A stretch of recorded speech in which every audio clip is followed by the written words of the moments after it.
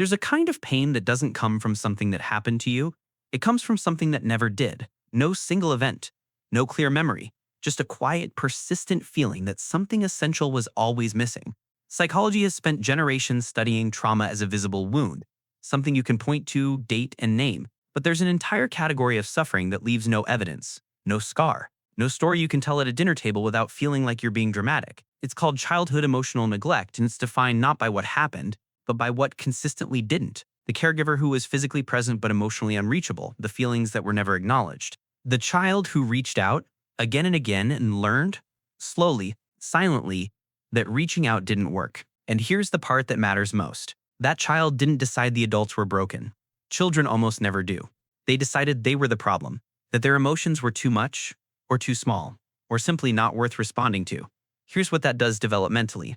We learn to understand our own inner world the same way we learn language, through someone reflecting it back to us. A caregiver who says you seem frustrated right now, is that right? Is teaching something profound, that internal states are real, nameable, and worth attention.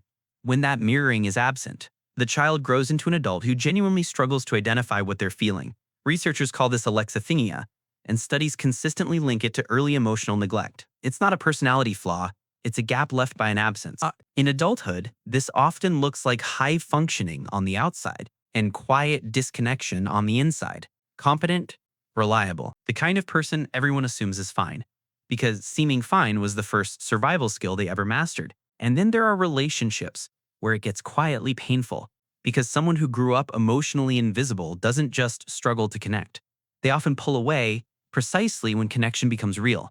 A genuine compliment lands wrong. Consistent love feels suspicious, like something waiting to be taken back. That's not dysfunction. That's logic. The logic of someone who learned early that emotional safety doesn't last.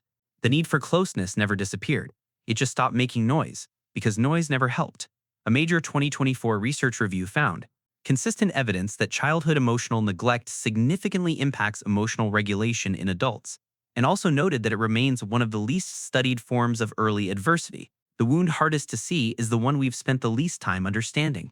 Here's what I want you to hear. The way you adapted wasn't a failure, it was a solution, a smart, well-timed response to a situation that asked you to need less, feel less, take up less space. But you're not in that room anymore. Healing from this doesn't start with a dramatic breakthrough. It starts with something much quieter, noticing an emotion and not immediately dismissing it, accepting a compliment and pausing before you deflect it, asking yourself what you actually feel, and deciding that question is worth answering. Because for some people, nobody ever taught them their inner world was worth paying attention to. Learning to pay attention to it yourself? That's not a small thing. For some people, that's everything.